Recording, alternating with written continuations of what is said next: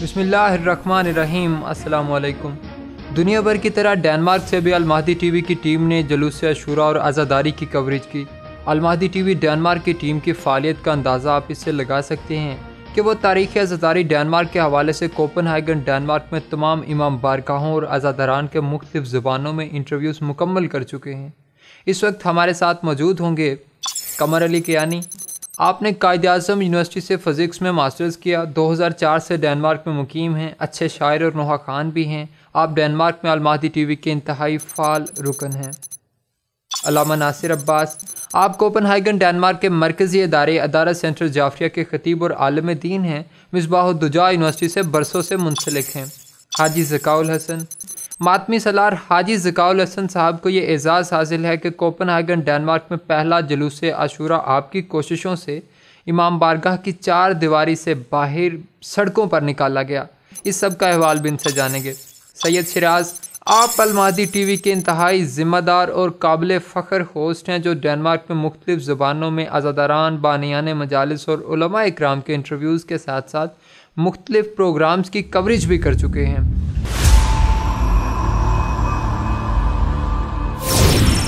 آئیے چلتے ہیں ڈنمارک کے دارالحکومت کوپن ہیگن، جہاں سید علی شیراز جلوس عاشوراء کی کوریج کر رہے ہیں۔ المہدی ٹی وی کے جہاندید کیمرے کی آنکھ سے ہم اہل اسلام کی خدمت میں آج کوپن ہیگن ڈنمارک سے روز عاشوراء کے ایسے مناظر پیش کریں گے کہ جو دنیا اسلام کے لیے ایک خاص اہمیت کی حامل ہیں۔ پوری دنیا اسلام کے عربی اور فارسی اور اردو اور پنجابی بولنے والے مشائخ علماء دین یہاں پہ جمع ہیں۔ ہم کوشش کریں گے کہ ان کے خیالات آپ تک پہنچا سکیں۔ Pakistani TV Al Mahdi, Pakistani TV Al Mahdi. السلام علیکم ورحمۃ اللہ وبرکاتہ۔ عظم اللہ اجورنا و اجورکم به مصیبت ابا عبداللہ الحسین۔ تسلیت میگیم خدمت همگی شما شهادت آقا ابا عبداللہ الحسین رو. خداوند انشاءاللہ به همگی ما توفیق بده بتوانیم خدمتگزار باشیم. یہاں میں علامہ آغا سید خادمی قبلہ کے بارے میں تھوڑا سا بتانا چاہوں گا۔ آپ آیت اللہ العظمیٰ آغا سید علی سیستانی اور آیت اللہ العظمیٰ آغا سید علی خامنائی صاحب کے ڈنمارک میں نمائندہ خصوصی ہیں۔ حال ہی میں ڈنمارک کی سب سے بڑی اہل تشیع کی مسجد امام علی، جس کی فوٹیجز ابھی آپ سکرین پہ دیکھ رہے ہیں، آپ ہی کی سربراہی میں تعمیر ہوئی ہے۔ حاجی ذکاء الحسن صاحب، جس طرح ہم دیکھ رہے ہیں مومنین کی ایک بہت بڑی تعداد سڑکوں پر ہے۔ یہ ماتمی جلوس عزا امام بارگاہ سے باہر سڑکوں پر نکالنے کی ابتدا کب سے ہوئی، اور کیا امام بارگاہ کی 4 دیواری سے باہر سڑکوں پر جلوس عزا نکالنے میں کوئی مسائل بھی تھے؟ بہت شکریہ شوزب بھائی۔ بسم اللہ الرحمن الرحیم۔ یہاں پر تقریباً 95 سے یہ جلوس عزا کا سلسلہ جاری ہے ماشاءاللہ۔ اور الحمدللہ شروع میں تو کچھ مسائل تھے ہمارے پاس، ہمارے ساتھ۔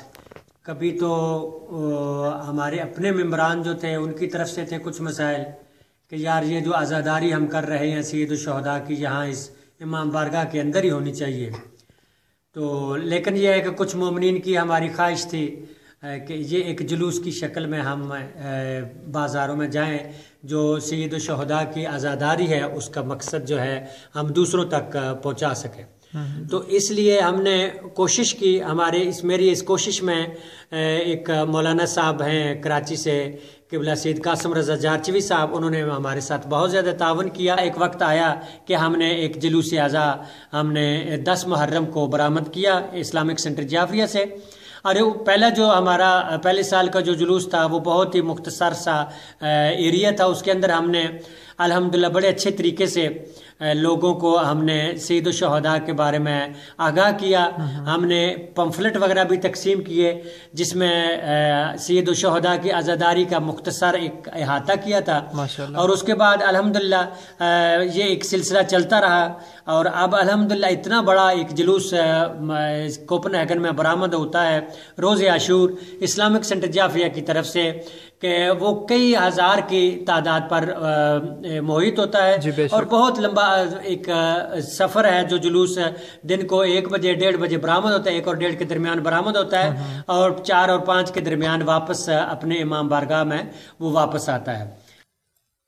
اچھا ذکاء الحسن صاحب، جس طرح آپ نے کہا اس جلوس کی ابتدا ادارہ سینٹر جعفریہ سے ہوئی تھی، لیکن اب جیسا کہ ڈنمارک کی سب سے بڑی مسجد مسجد امام علی بن چکی ہے، ایرانی، عراقی اور دیگر کمیونٹیز آباد ہو چکی ہیں، تو اب اس جلوس سے اعضاء کی اجازت یا لائسنس کس کے پاس ہے؟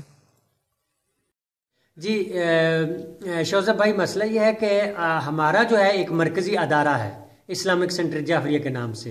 شروع سے ہی ہم اپنے اس جلوس کی اجازت جو ہے اسلامک سینٹر جعفریہ کے نام سے لیتے ہیں. دوسرے حضرات ہیں ہمارے عراقی بھائی ہیں، ایرانی بھائی ہیں، وہ اپنے اپنے جلوسوں کی اجازت لیتے ہیں، لیکن اسلامک سینٹر جعفریہ کو یہ افتخار حاصل ہے کہ چونکہ ایک پرانا ایک مرکزی امام بارگاہ یہی ہے قدیمی امام بارگاہ، اور اسی سے یہ آغاز ہوا تھا. اور اس وقت بھی تمام مومنین جو تھے، چاہے وہ عراق سے تھے، ایران سے تھے، کسی جگہ سے تھے، وہ اسی ادارے سے یہاں سے جا کر اپنے اپنے دوسرے اداروں میں، اپنے ممالک کے اداروں میں انہوں نے وہ گئے ہیں یہاں سے.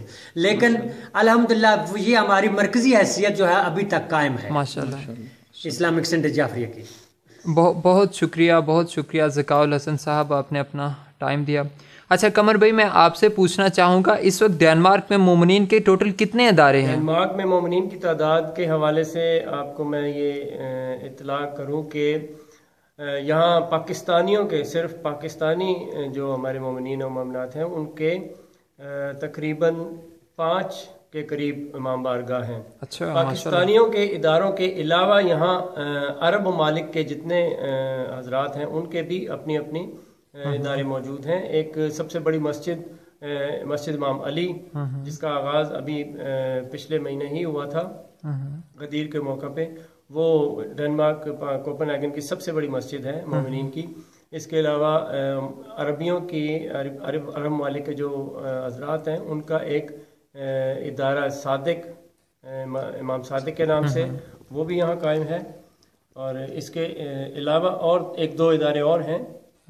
اچھا ٹھیک ہے قمر بھائی، بہت شکریہ آپ کا. اس وقت ہم شراز بھائی کی طرف چلتے ہیں، میرے خیال سے وہ کچھ کہنا چاہتے ہیں. ایک کوپن ہیگن ڈنمارک یورپین خطہ، یورپین ملک اپنی نوعیت کا ایک منفرد خطہ ہے، کیونکہ اس ملک میں ایک دور میں، ایک زمانے میں رسول خدا کی شان میں توہین کرنے کی کوشش کی گئی.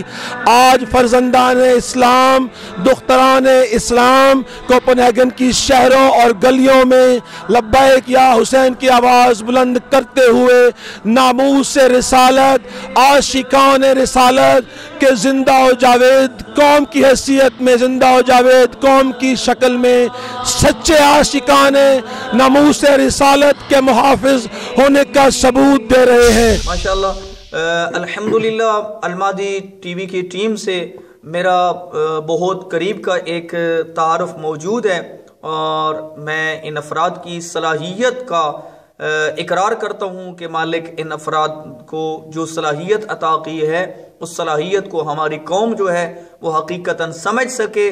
آج میڈیا کے ذریعے ہمارا جو میسج اقوام عالم تک پہنچ سکتا ہے وہ اور کسی ذریعے سے نہیں پہنچ سکتا. تو آج پوری قوم متوجہ ہے، اور قوم کے ذمہ دار اور معتبر افراد اس چیز کی طرف متوجہ ہیں. تو الحمدللہ میں دعا گو ہوں المہدی ٹی وی والوں کے لیے کہ امام مہدی علیہ السلام کے صدقے میں مالک ان پوری ٹیم کو کامیاب فرمائے، اور یہ پوری دنیا میں مقصد امام حسین علیہ السلام کو میسج کے طور پہ، آگاہی کے طور پہ، علم کے طور پہ یہ پوری دنیا میں پھیلا سکے.